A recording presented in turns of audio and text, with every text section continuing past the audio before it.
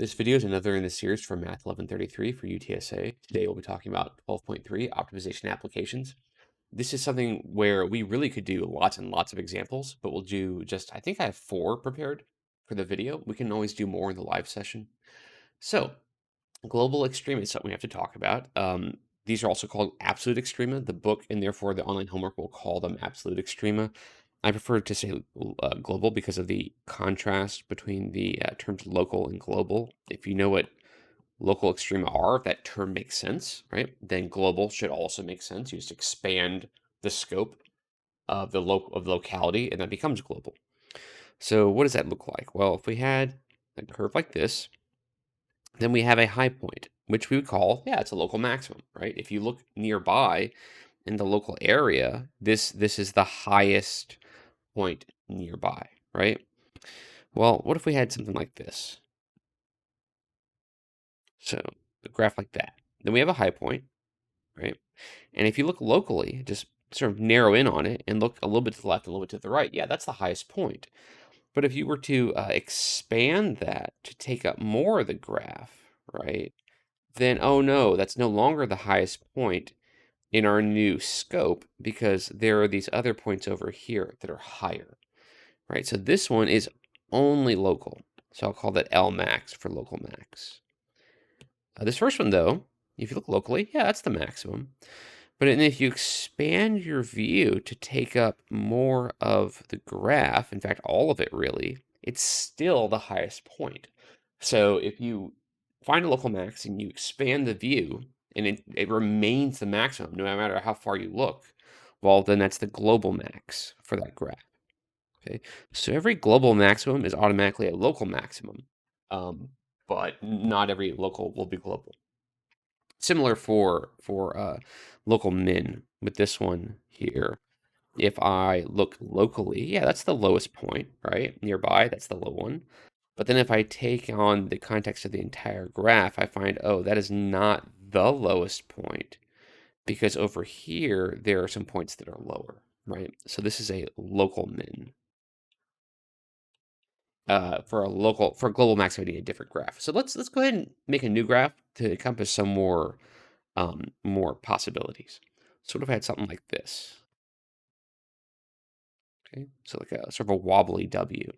I got a low point here, I got a high point, and I got a low point. Okay, so this one here, this is a local minimum because if you look locally, then it is a minimum. Of course, if you look at the entire graph, it's not.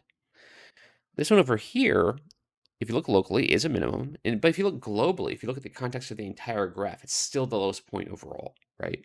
So this one here, this is, oh, I'm going to run into the next example. This is a local max. Over here, this is both local and global. And so we'll just call it a global max with min. Definitely not maxima, minima. There we go. So this one is a global min. And while it's also technically a local min, we don't usually label it that just because calling it a global min is more specific. Every global min is a local min automatically, basically. And of course, here we have a local max. This graph does not have a global max at all, right? It's also possible if, and I might have to make more room. I have to pause the video and make room and come back to this. Maybe I made these pictures too big. It's also possible for you to have a global min or max occur in 2 places. You'll see what I mean in a second. So if I had something like this, let's say I'm going to mark a maximum value for the graph to have. And by making the graph the right shape, I can do something like this. I can do,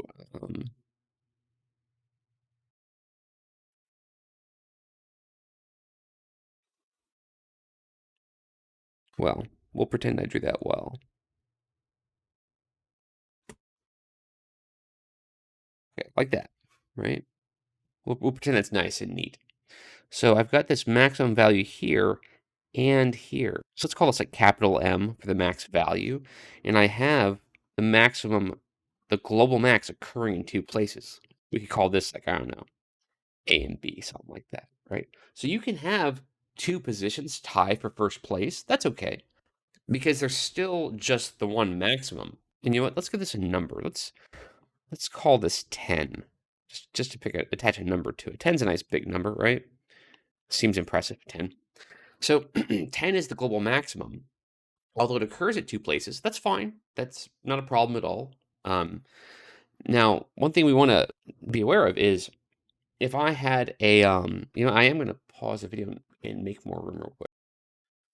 Okay, so all these graphs have something in common. They're all what's called continuous. This is something that we have not talked about, this property of continuity. We have not talked about a whole lot.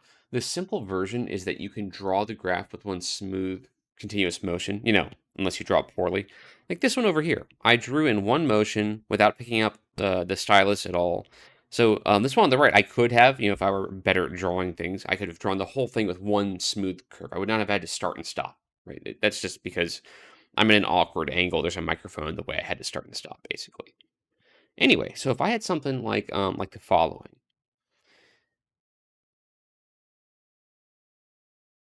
say some curve like that, right? One nice smooth curve drawn in one motion.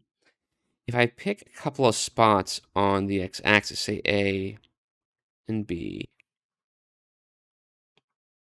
like so,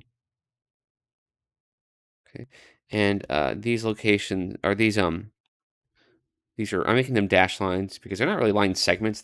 I'm just representing where on the graph the x coordinate would be A and B respectively. So on this curve, I can look at this section from A to B and look at, oh yeah, it's a nice smooth graph. There are no asymptotes. There are no gaps in the graph. So when you have a graph like this defined on a closed interval from A to B, for example, you are guaranteed to get a global max and a global min. Okay, so for this one, the global max occurs right here. And because of the way I drew it, it's not an endpoint. And oh, you know what? Maybe it's over here. Let's do this. Let's have a horizontal line come out. Oh yeah, that barely beats it. This point right here at the endpoint is just a little bit higher than this point here. So our global max is actually over here. Okay. Now the global min is right here. And you might say, well, what about all this over here? But we're sticking within this segment from between A and B. So here we have the global minimum. Okay. Now, anytime you have a continuous graph, a nice smooth curve, no asymptotes or nothing weird, on a closed interval where you have endpoints, right? You are guaranteed to get both global max and a global min. Maybe it occurs in two places, potentially. But you're guaranteed to get both. Well, so what do I mean by hold on, getting ahead of ourselves here. What do I mean by continuous? Nothing weird in the graph. So if I had a graph like this, and we won't bother, we're not gonna have to do application problems with these typically, so we don't have to worry too much about what this would look like as in a formula like f of x equals. But if you had something like this, where there's a gap in the graph, right? This is called a vertical jump discontinuity.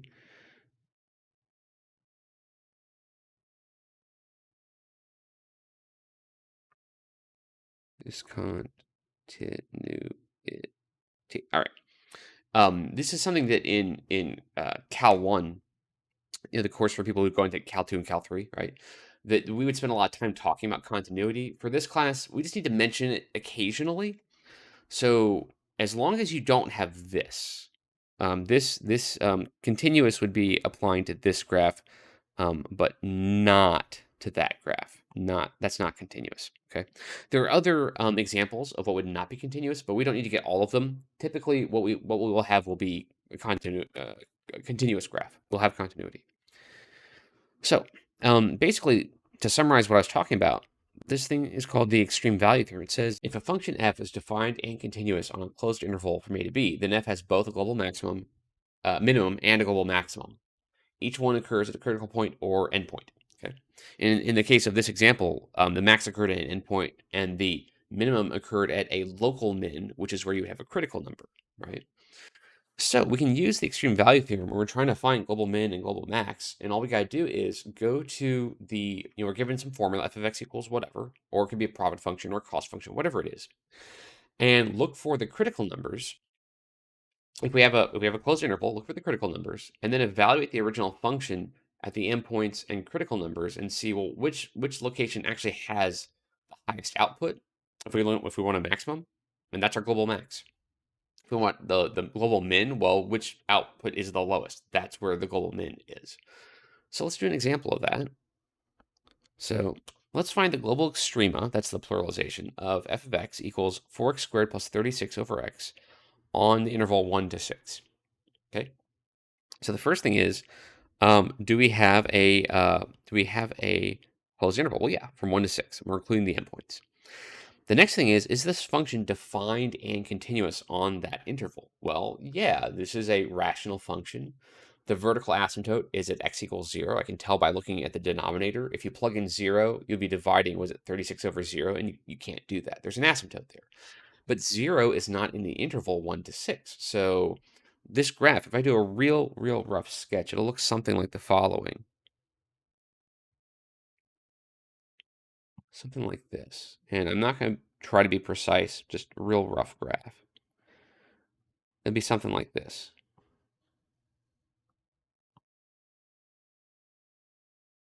Again, real rough. I'm not even trying to make it accurate. But then we're only looking from here to here on this section. Okay, so that's continuous on that interval, right? And we shouldn't say, oh, so the answer is 1, right? The maximum is right here, correct?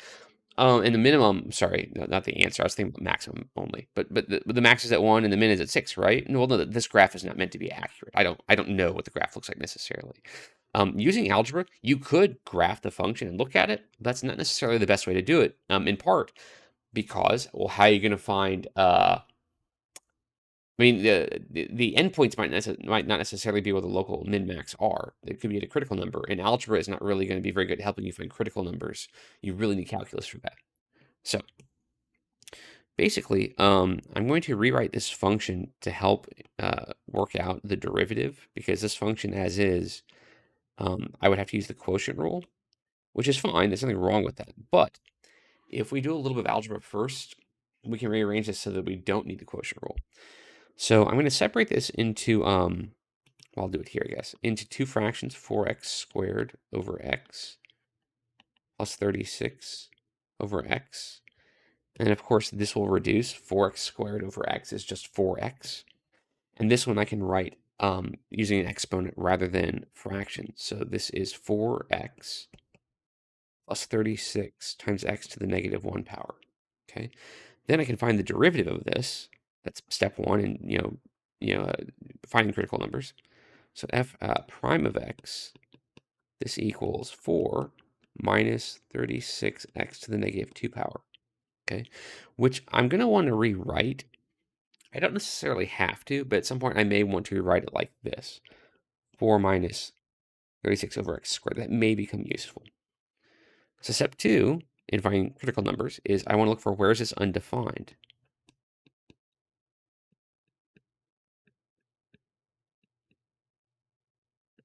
Okay, and in particular, I need to think about where is the original function defined, but the derivative is not. Because if I look at the derivative, look at the denominator, oh, 0. This is undefined at 0. But we don't necessarily need that number for two reasons. One, it's not a critical number because neither is the original function defined there.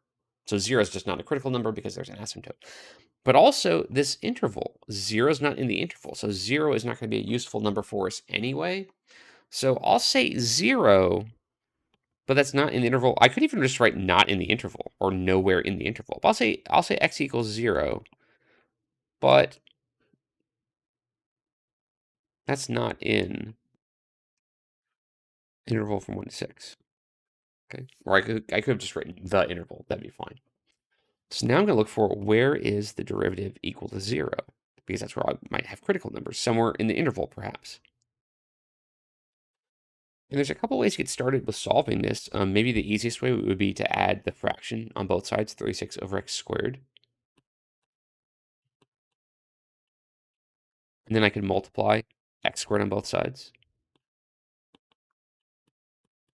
And you might see where this is going. Now I can divide by 4 on both sides. So think about the solutions to this equation, right? X could be 3 or -3. But -3 is not in the interval, so I don't need it. So you might notice that in some ways this is easier. We don't need to talk about 0, it's not in the interval. We don't need to talk about -3, it's not in the interval. It's sometimes these problems are easier because they're more focused on just what's in the interval. So I look at my one critical number, and now I can apply the extreme value theorem. And all that says to do is take both endpoints, 1 and 6, and the critical number, 3, plug them into the original function and see what you get. So we'll do a f of 1. The order doesn't matter, but I'll do them in numerical order, increasing order.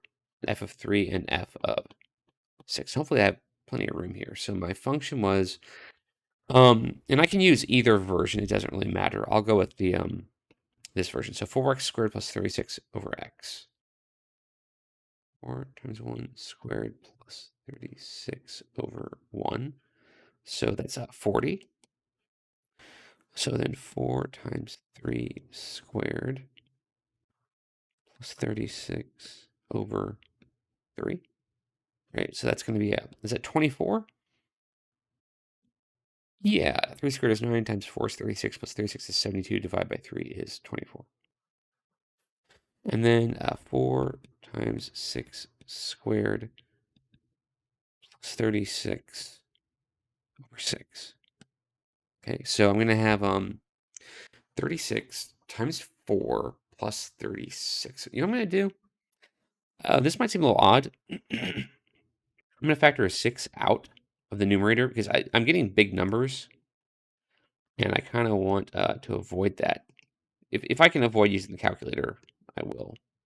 You know, it's literally like 2 inches from my elbow, and that's really far to reach. I don't want to strain myself. Okay, so 24, so 30, right? 30. So here is our global max. And then here is our global min. And this endpoint, well, it's nothing. It's in between, so we don't need it. It's not something we're looking for. So that's pretty much it. Sometimes these are relatively straightforward. Depends on the function and the derivative that you need to find, and how many critical numbers do you find. In this case, just the one. All right, let's go to the next one. This is sort of a non-example, and I kind of went back and forth on how to phrase it. Do I want to call it a non-example in the question itself? So this one says, find the global extrema of f of x equals 4x squared plus 3x plus 36 all over x minus 2 on the interval from 1 to 6. And what you might notice is that if you think about this function, it's got a vertical asymptote at x equals 2, right? 2 is not in the domain. So that means that the function is not continuous on this interval. So if we do like a real quick sketch, and I'm going to make this one just a little bit more accurate than the previous one. It's not super important to do that, but it'll be something like this. We got a vertical asymptote there at 2. And then we're going to have, what would that be? Like something like this. I'm kind of partially making that up, but something like this. This is sort of an educated guess, let's call it. And this is actually a little bit more like what the previous one would look like. It's just that we weren't going to solve using the graph. So this one says, oh, we're going to go and use from, say, 1, which is like maybe, I don't know, here, to make that up, and up to 6, right? I'm making this up. So take this part of the graph and this part of the graph. And where's the global max and where's the global min? Well, those arrows mean that the graph keeps going. So this keeps going down forever. There's no global minimum, right? And this graph is not defined on, it's not continuous, defined and continuous on a closed interval. So because we have an asymptote in the middle of the interval, we can't apply the extreme value theorem. And it turns out with this one, we're not going to get anything. So don't worry about being able to identify that. I'm not going to test you on, oh, do you know how to tell when to apply the extreme value theorem? Don't worry about that. I'm not going to give you problems where the interval doesn't work. On a test, at least. On the online homework, there might be some that ask you to identify whether or not the theorem applies. That's a possibility. And all you would be doing is looking at, well, what's the domain of this function? And is the domain does it include this, right? Are there any numbers in the interval that are not in the domain? If yes, well, then we can't really solve this problem. So at least not with the tools that we have in this course. So again, don't worry too much about that happening, but I just wanted to point out what it would look like if that did occur. But again, the kinds of problems that we'll deal with in this course, that's not going to happen. Okay, so this is a little more indicative of what we would get in this course. So let's say we have some profit function. If you make X number of widgets, you get, or well, X thousands of widgets, then you're going to make P thousands of US dollars, right? So the problem is to maximize the profit function with, probably the problem got cut off. Okay, I'll put it here. Let's say P is from, say, 0 to 100. Okay, that's the, I wrote with and I forgot to put it in. With 0 less than or equal to X less than or equal to 100 is what should have been there. That's okay, though. So in other words, our interval is 0 to 100. So the first thing is this function defined and continuous on this interval? And basically that means, does the domain of the function contain the interval? Or in other words, are there any numbers in the interval that are not in the domain of the function? And the answer is no. Well, this is a cubic function. It's a polynomial, and the domain of a polynomial is always all real numbers. So this would work for any closed interval. We don't have to worry about, oh, is there an asymptote? Nope, polynomials don't have asymptotes, so we don't have to worry about that. Anyway, what I now need to do in order to find the global maximum to maximize the profit is to say, well, what's the global max of this function? So I need to find the derivative. So step one, in finding critical numbers, I'm going to find p prime of x. Okay, so this will be 20 plus 4x squared minus 1.5x cubed. Okay. No. Got my exponents wrong. 4x minus 1.5x squared. There we go. Yeah, okay. Almost made a big mess there. So step two, well, I want to look for where's this undefined, which we've kind of already addressed to some degree. Because I said a moment ago, the domain of any polynomial is all real numbers. Well, this is a polynomial, so the domain is all real numbers. So nowhere. Okay, so now I'm going to look for where's the derivative equal to 0.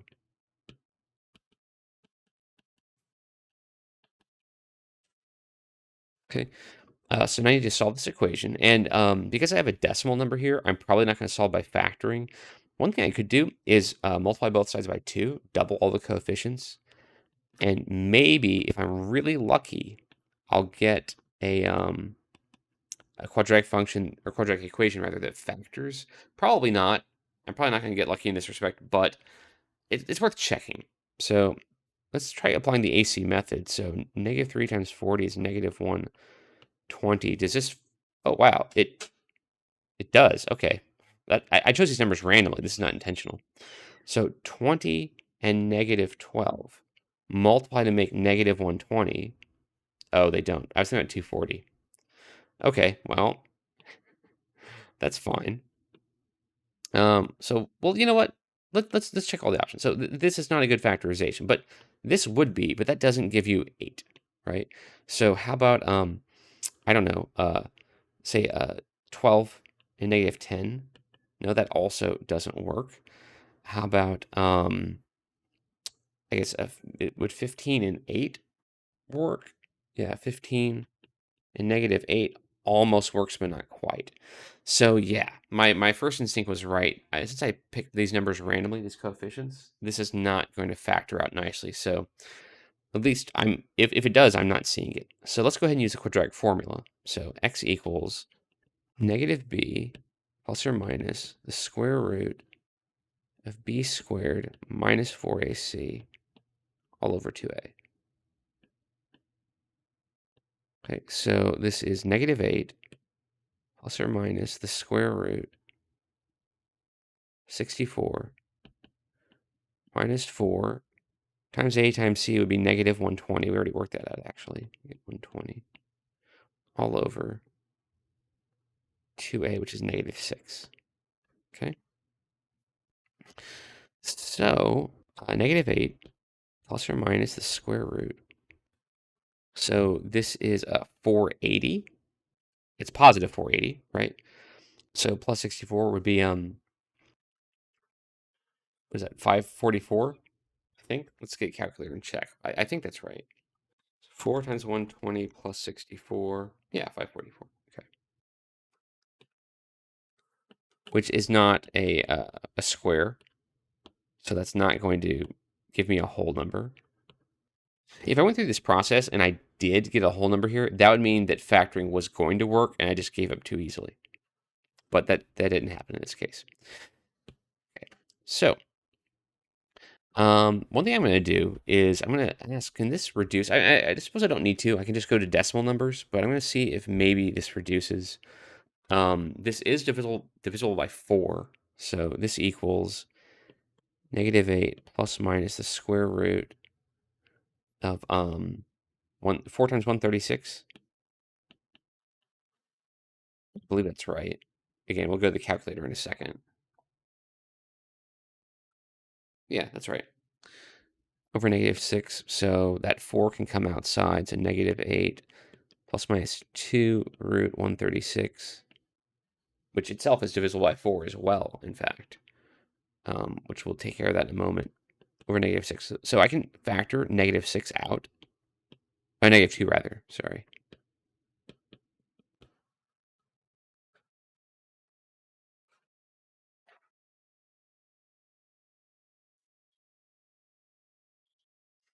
This is maybe not necessary. We could just be using a calculator to do all this for us.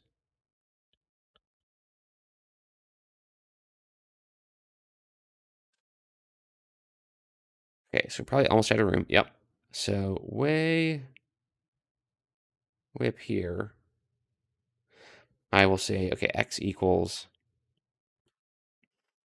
4 plus or minus 2 root 34 over 3. Okay, and then we'll get some decimal approximations for this. So 4 plus 2 root 34 over 3, I get 5.221. And then also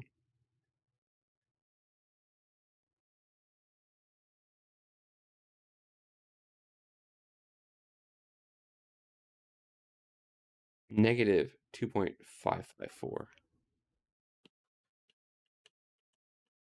Now, of course, I don't want negative values, right? Because how am I going to make negative widgets? So just get rid of that. We don't need that number. So x is about 5.221. So now, since I have a closed interval, I can apply the extreme value theorem and just check the original function at each of the endpoints of the interval and at the critical number. So f of 0, f of, let's say 5.221. I'm not going to want to try to deal with the exact value in a cubic function. That'll be really, really messy. And then f of 100, which maybe I should have chosen a smaller number, but that's fine. So f of 0, well, let's copy, put that there. P for profit, of course.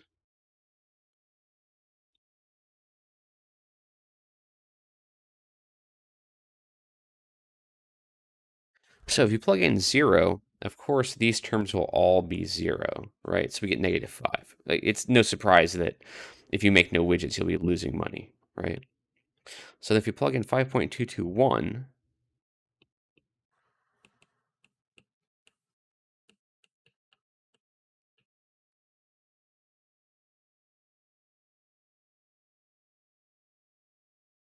and I'm going to run out of room here.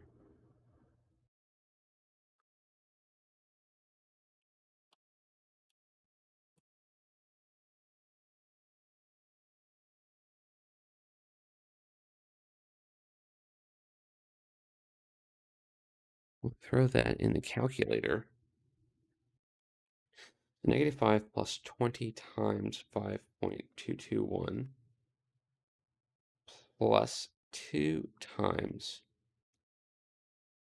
5.221 squared minus 0.5 times 5.221 cubed. We get about 82.778. And since the function is in terms of thousands of US dollars, okay, this would be $82,778. Okay. And then P of 100, well, this is going to be a pretty large number, as you might expect.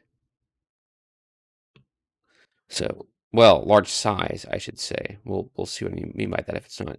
If you don't already suspect what's going to happen, you'll see soon. In fact, let's zoom in. So, 100, which that's a big 2,000, right? Plus 2 times 100 squared, so plus, what was it, 20,000? So pretty big.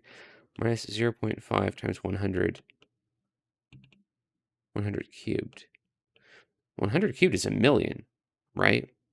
And we're not going to need to round here. So negative 5 plus 2,000 plus 20,000, yeah, minus 500,000.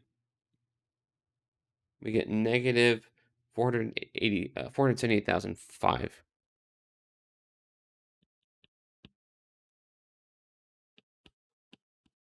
So yeah, definitely not going to maximize your profit that way. This would be a way to minimize your profit. This would be the global minimum. And this one here, this is the global max. Okay, so the original question was maximize the profit. Okay, well, that means that you want to make 5.221 in widgets, but that widgets are in thousands, right? Thousands of widgets. So you're going to make/sell, of course, 5,221 widgets. And your profit should be about 83,000. Okay, so this is more emblematic or indicative of what we'll be doing in homework assignments and in exams, um, as opposed to the previous examples where, well, I'm sorry, as opposed to something like this where it's a trick question, you can't do it with the tools we have. That's not going to happen. You'll either have something like this where it's not an application problem, it's not attached to anything. There are no widgets. It's just here's a formula, find the maximum. That's gonna be some of them. And then we'll have some where it's, well, this represents something, find the maximum or minimum or whatever. So let's do some more of these. Let's do a variation on this. So given c of x below, this is a cost function. Minimize the average cost on the interval 0 to 60. C of x, this equals 0.001 x cubed plus 3x plus 100. X is in thousands of widgets, and C of x is in thousands of US dollars, okay? So what the interval is saying is that we have to make at least 0 widgets, and we can't make more than 60,000 widgets. Makes sense? Now notice that we're not finding we're not minimizing the cost, we're minimizing the average cost. As you may have noticed before, when we maximize profit, we really were dealing with the marginal profit function. We found the derivative of profit, that's a marginal profit function, which is why we talked about those before. So we could talk about maximizing. Here, we want to minimize the average cost function. So I have to come up with the average cost function from the cost function before I can get started. And then I'll be dealing with really the marginal average cost function, which is kind of why we dealt with that before, so that at this point in time, we can deal with minimizing average cost. So C bar of x, this equals C of x all over x.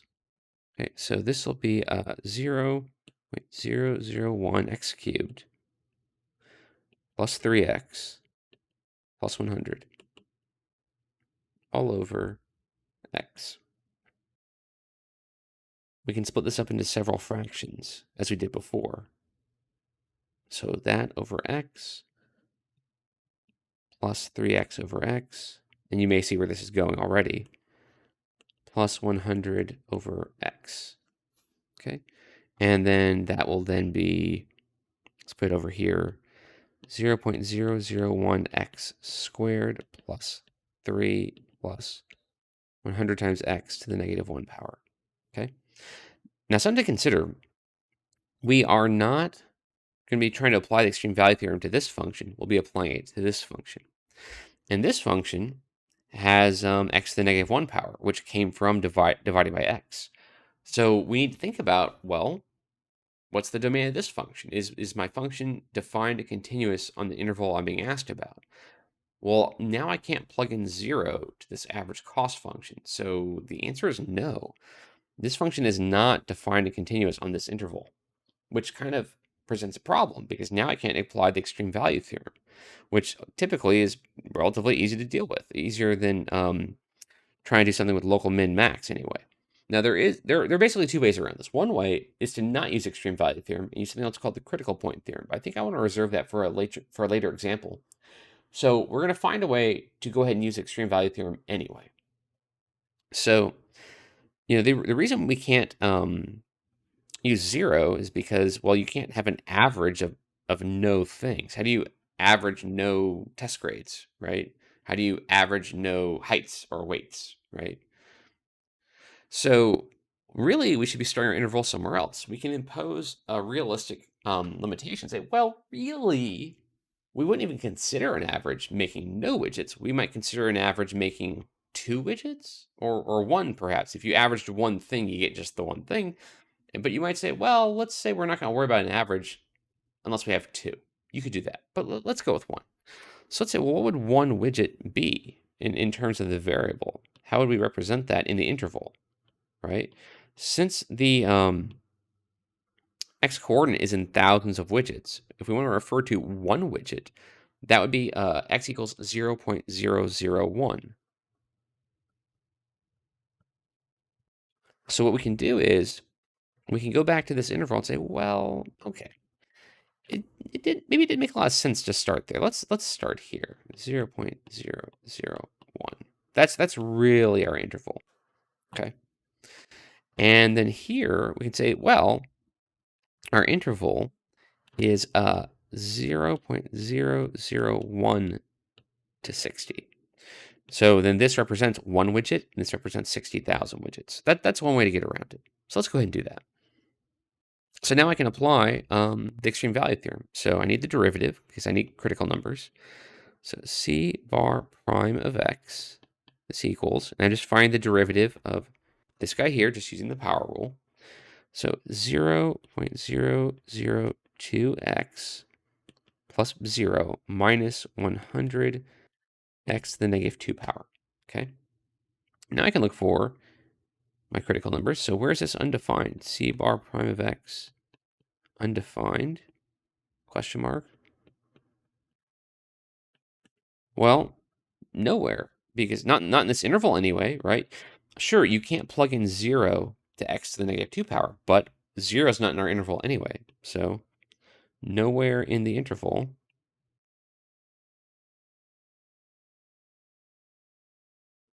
Nowhere that we care about, right? So now I can look for where is the derivative equal to 0. And of course, I don't have to write this plus 0 every time. Okay. And so this can be solved somewhat similarly to the previous example. I'll add x times, rather 100 times x to the negative 2 power on both sides. And I guess I can leave this as a decimal. It doesn't really matter, I suppose. And then I can rewrite the left-hand side as 100 over x squared. And I guess the right-hand side I'll write as 2x over 1,000, I suppose, or x over 500. Yeah, that's the same thing. You could think about cross-multiplying. Multiply 500 on both sides, so it shows up on the left, and then multiply x squared on both sides, so it shows up on the right. So we'll have 50,000 equals x cubed, right? So x equals the cube root of 50,000. I hope I'm not missing a 0 somewhere. What is that approximately? We might want a decimal number for this at some point. So 50,000 raised to the 1/3 power. So I get 36.840. Okay. So there's my only critical number in the interval. So now I can apply. I'm almost out of room. I got a little bit of room left. Not a whole lot. I'll go over here. Step 3, extreme value theorem. Okay. So I can apply the original, not the original, the average cost function to each endpoint and to the critical number. So C bar of 0.001 equals, and then C bar of 36.840, and then C bar of 60. Okay. So C bar, and which one I use doesn't really matter, I suppose. I'm going to use this one just because I think it'll be just a little bit easier to write it out. So 0.001 times 0.001 squared plus 3 plus 100 times 0.001 to the negative 1 power. Okay. Throw that in a calculator and get a decimal number. So 0.001 cubed essentially is what first term is. Plus 3 plus 100 divided by 0.001. So I get 100,003. That's the average cost per widget, which is kind of high. So then I'll look at 0.001 times 36.840 squared plus 3 plus 100 times 36.840 to the negative 1 power. So my calculator, 0.001 times 36.840 squared plus 3,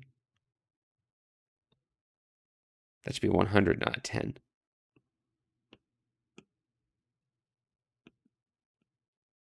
There we go. Plus 3 plus 100 divided by 36.840. And I get 7.071.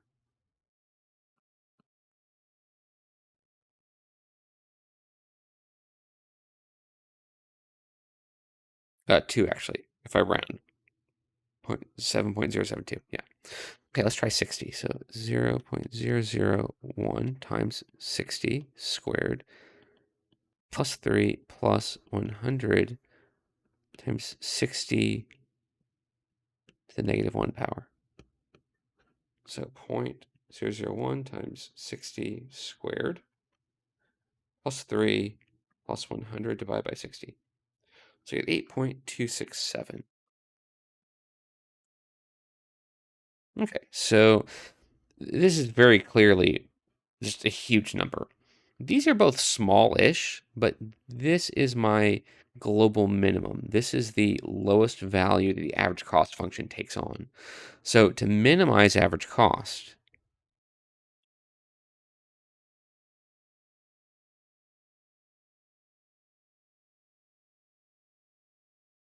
then I want to make about 8,267 widgets. I think I read this correctly. Yes.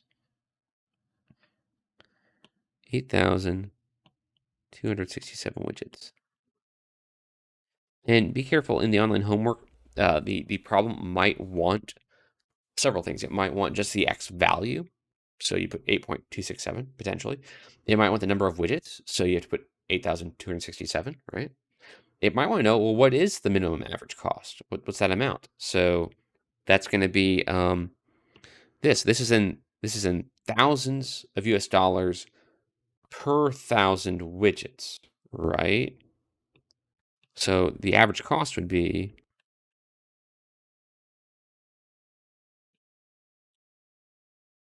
this would be $7,072.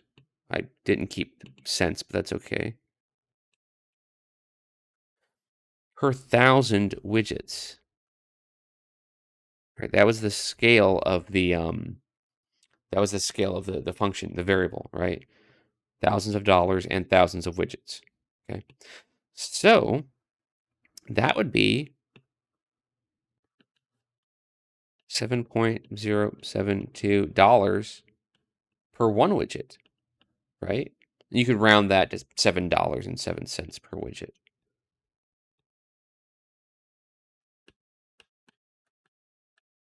Right? If that was what the problem asked for. Okay, so it turns out there's actually a mistake here. I was looking at the wrong number. If you look at right here, I said 8,267 widgets. That's how many you would make to minimize the average cost. For whatever reason, I looked at this number instead of this number. The global min comes from here, and so it's this x value. In other words, the critical number.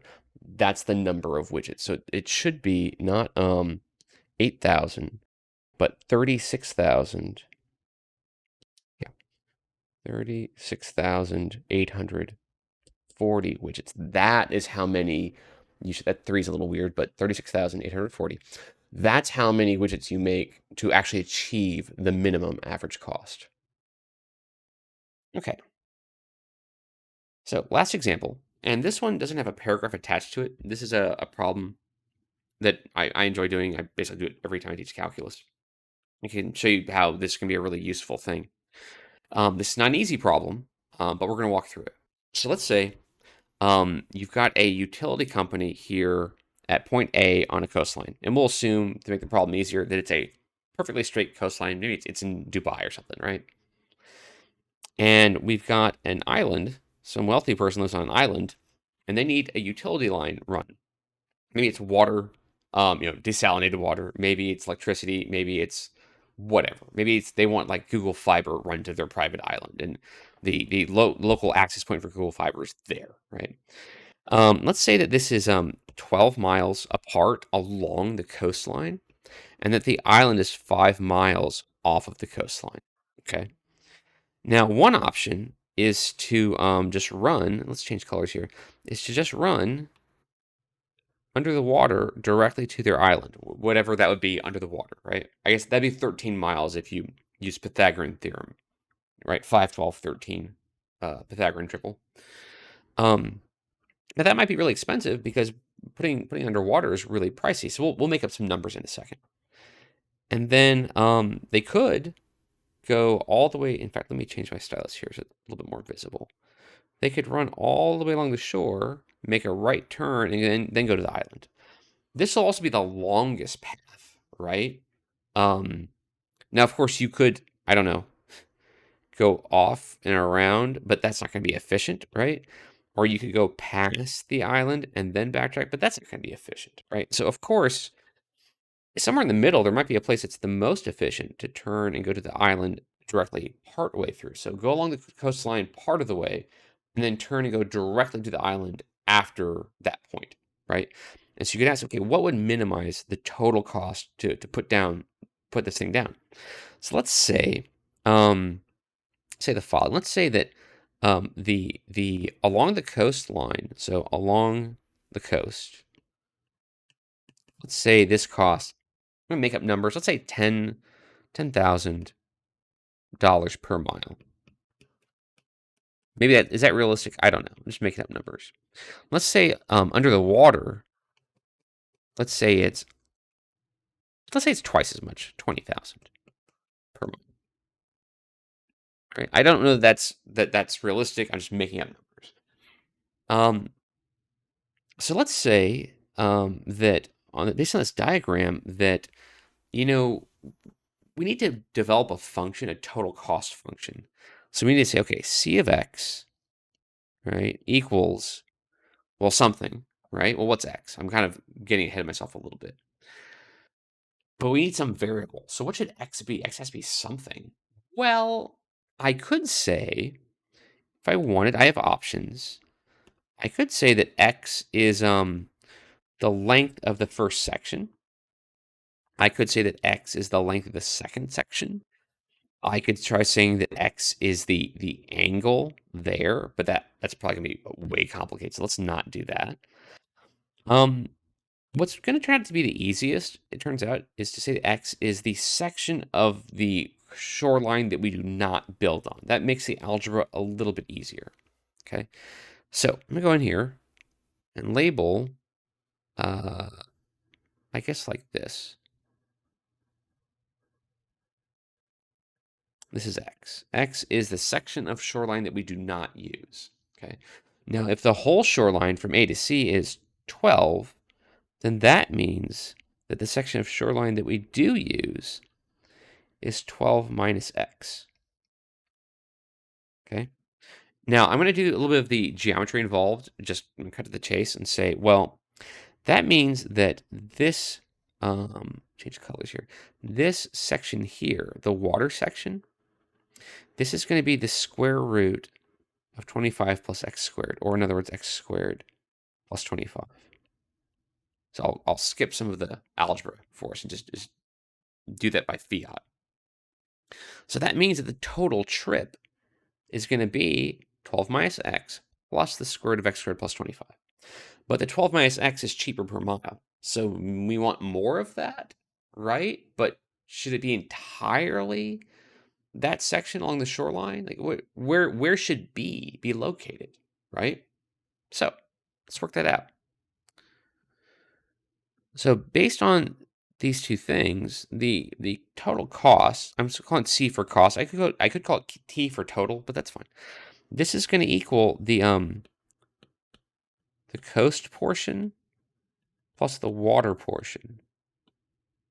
Right?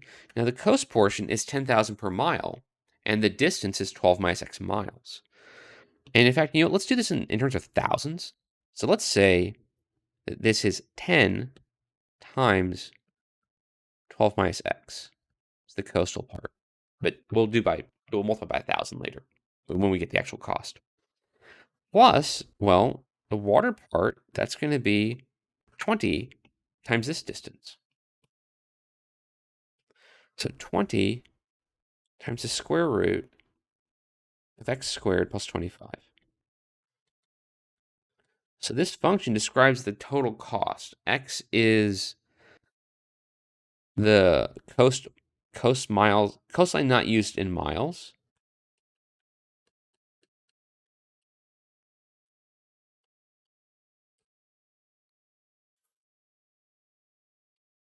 And then C of X, this is a let's say this is thousands of USD.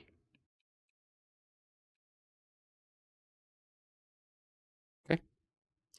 So now we can forget all about that and just solve this, right? Just find the minimum. Well, let's think about the domain a little bit. And the way we approach this depends. There's a couple of things to think about. What numbers can X be? Could X be 0? Could X be 12? Right? 12 is the total distance from A to C. So if X is 0, remember X is the cosine not used in miles. If X is 0, that basically means that we're going all the way from A, using up all the cosine, and then turning and going to the island. Okay. And you could argue that X could not be 0 because if you turn the corner here at C, then you're using that part of it, right? Like X would have to be, well, you could say, there's two ways to say it. If you go all the way to the corner, then you are using that and X is 0. Another is, well, if you're turning there, well, you're not using that location. Like where's the cutoff point? If X was 12, if you were not using all of it, you're making a straight line. But you could argue, yeah, but if you're even building here at all, you're using part of the coastline. So could X be 12? You could say that, well, no, X could be 0, but it can't be 12. Or you could argue, no, it can be both 0 or 12. Either is fine. And that's up to you. But let's do it this way. Let's say that I don't know if X is able to be 0 or 12. I'm going to say that X is between 0 and 12, but I don't want to allow it to be either one. Okay. If we allow X to be 0 or 12, either one, it could be not both at the same time, of course, but either one is allowed. Then we have a closed interval. We can use extreme value theorem. If we don't allow these endpoints, then we can't use extreme value theorem. And that's really up to us. So what I think I want to do is, here in this case, I will do the version where we do not include the endpoints. And then during the live session, if someone wants to see, yeah, but okay, but if we did include the endpoints, how would it go? What would we do in that case? because we haven't really done one where you don't get to use the extreme value theorem. That's why I want to exclude the endpoints so that we see what it looks like to do it that way. Okay, so I'm not going to be able to use extreme value theorem. So I'm going to have to use what's called the critical point theorem, which I'll explain once we get to that point in the problem. I'm basically looking for a local min, and then I'll justify afterward why, oh, this local min, this has to be an absolute or global min as well. So step one, I need to find some derivatives. Well, actually, I'm going to distribute this first. This is 120 minus 10x plus 20 times the square root of x squared plus 25.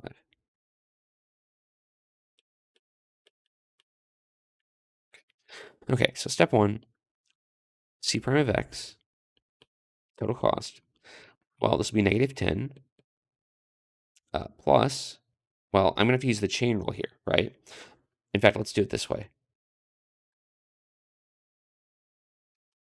Right? Square root function is the same as having your input to the 1/2 power. So I apply the power rule. I will get 20 times 1/2, so 10 times x squared plus 25 to the negative 1/2 power times the derivative of the inside function, 2x. Okay? So, step 2, where's this undefined?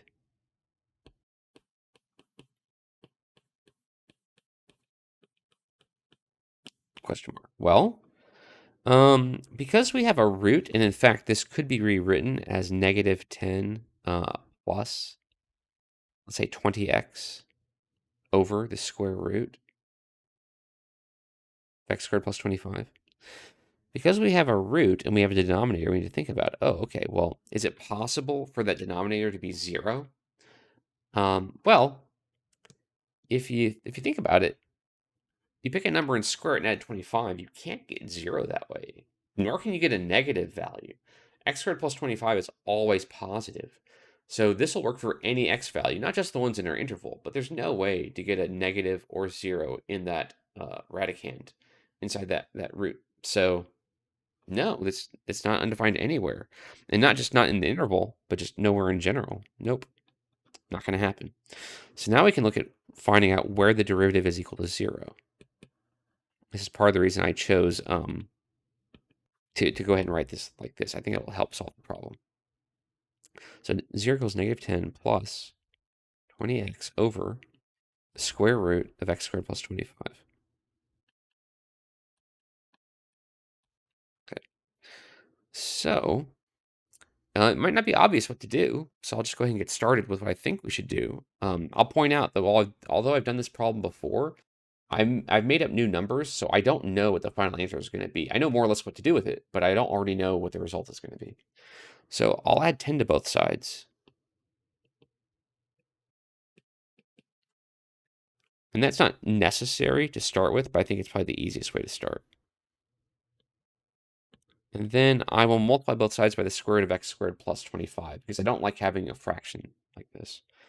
So 10 times the square root of x squared plus 25 equals 20x. Okay. Next, I'll divide by 10 on both sides.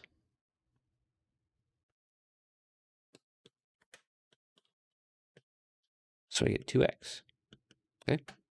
And you may already know right away what to do next. You might see, oh yeah, this is not hard. We'll just do such and such. So I'm going to square both sides. And the reason is that will get rid of the root. What we do have to be careful about, though, is that squaring both sides on a radical equation can introduce extraneous solutions. So we do have to watch out for that later in the problem. So on the left, we'll just have x squared plus 25. And on the right, we'll have 4x squared. Okay, so I can subtract x squared on both sides.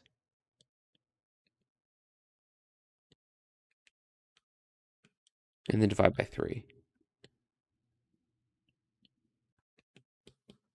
And that means that x equals the square root of 25 over 3.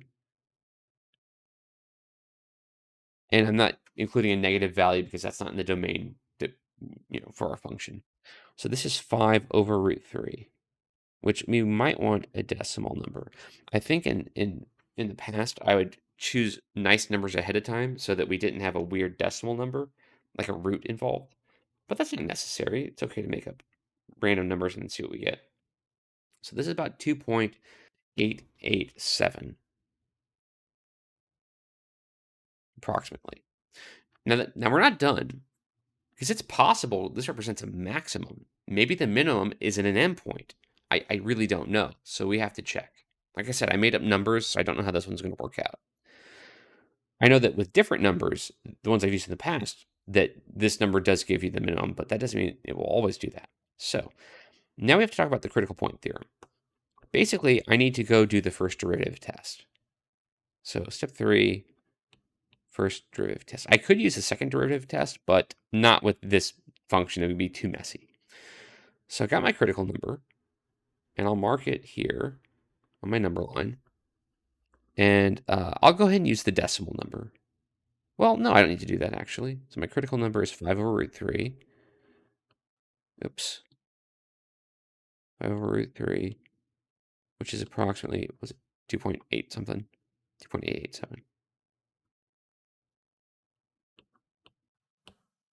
Okay, now my interval only goes from 0 to 12. And I can't really pick numbers outside of that because it wouldn't make sense in the context of the problem. So I'll pick 1 over here, and I'll pick a 10 over here. And I check these in the derivative. So I'm looking at C bar, sorry. C prime of 1. What does that equal to? Well, there's C prime right there. So negative 10 plus 20 times 1 is 20 over square root of 26.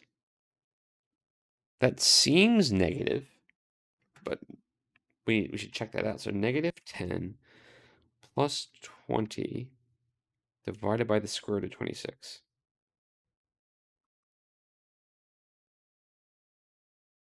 Yeah, it's about negative 6. That's negative. So the graph goes down there. And then C prime of 10.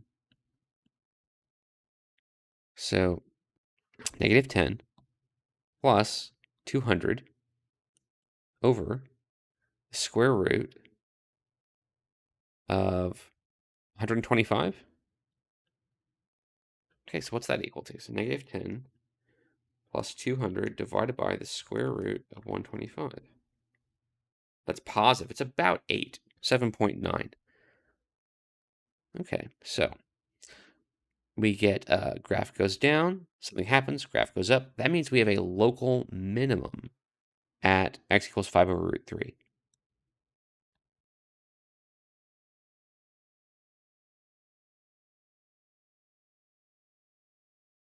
Okay. Well, we're not done yet.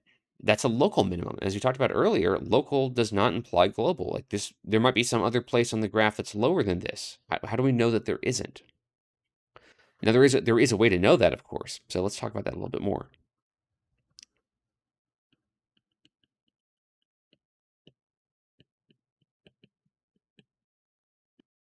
So some books don't name this anything, but the book we're using calls this the critical point theorem. If you have a graph that you know looks like this, okay, in some interval, and you find that there's a local min, then the question is, how do you know whether there's more graph over here that's lower? How do you know that? Is it possible that's true? Because if it is, that's not a global min, and that's not your answer. And so here's the reasoning.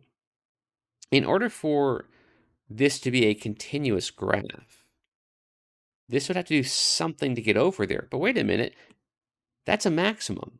That's another critical point, right? But when we found our critical points, we only got one, right? So on this interval, because there's only one critical point, there can't be any others because there's only one. And therefore, this situation can't happen. There's no way for you to have, let me even make this a little more on the nose. Let's get rid of that, get rid of that, get rid of all that. How do I know that there isn't some point over here? Single point. It's lower. Well, because the graph would have to do something to get down there. There's another critical point. There's a local maximum there. But we know there's only one, so this can't happen. So basically, the critical point theorem says if you are working with any interval, but you have a continuous function, so you have f as a, well, not f, but let's call it f. We're dealing with c, but whatever, f. So if f is a continuous function,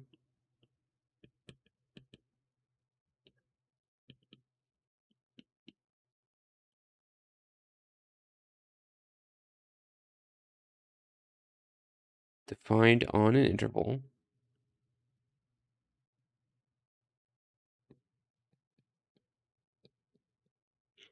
then if, how to phrase it, if there is exactly one critical number,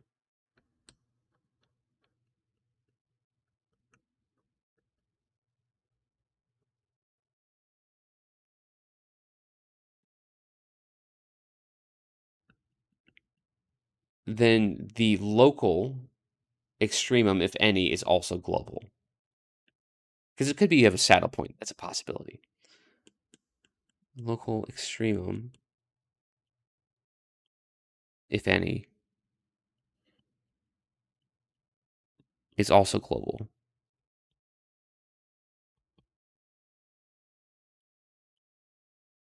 Automatically, it has to be because there's exactly one critical number. So there's no way for the graph to turn around and do something else, basically. So with this one, we can conclude, oh, okay. By the critical point theorem, this is also global.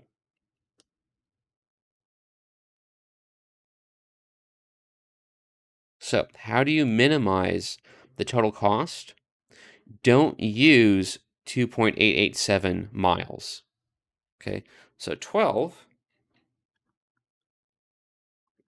minus 5 over root 3, which I'm doing that because I want the calculator to keep the decimals for me, give me a nice accurate value. Okay, so 9.113. And then the underwater section is square root of 25 over 3 plus 25. 5.774 would be the respective sections to be used along the coastline and along the water, respectively. So yeah, there you go. If we had used the extreme value theorem, this probably would have been a little bit easier, but I did want to do one that did not use the extreme value theorem.